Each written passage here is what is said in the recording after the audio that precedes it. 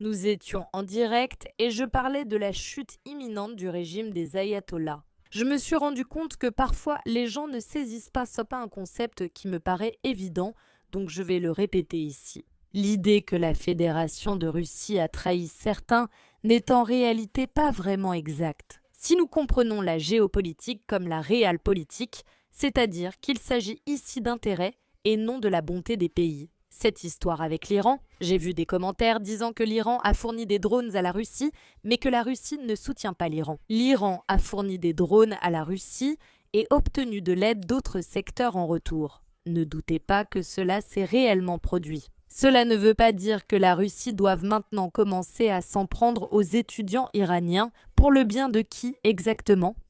Autrement dit, malgré ce que veulent nous faire croire surtout les médias occidentaux.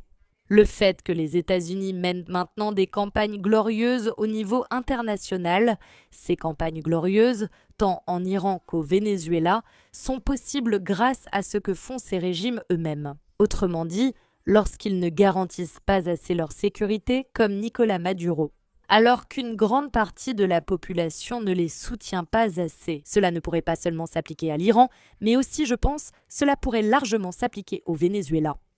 Les Russes ne peuvent pas être plus vénézuéliens que les Vénézuéliens, ni plus iraniens que les Iraniens. Mais surtout, au moment où, et ici, tout particulièrement. Par cela, je fais référence au cas de l'Iran. Au moment où une population atteint son point culminant et arrive à un stade où elle n'a absolument plus rien à perdre. Il n'y a aucune Russie qui puisse les sauver. Et à quoi bon, franchement? Je le répète, en comprenant la géopolitique comme les intérêts de chacun des pays dans la défense acharnée de leur propre nation. Bien au-delà de cette révolution de façade, alors, à quoi bon franchement? La Russie va-t-elle intervenir pour défendre l'Iran, surtout lorsqu'il s'agit d'un régime qu'elle ne peut déjà plus contrôler, ni surtout maintenir stable? Ce serait bien mieux et plus souhaitable pour sa population. Et par conséquent, ce n'est plus vraiment un allié qui puisse être efficace ni efficient, et encore moins apporter un quelconque bénéfice au Brésil, Russie, Inde, Chine, Afrique du Sud, au nouveau monde multipolaire,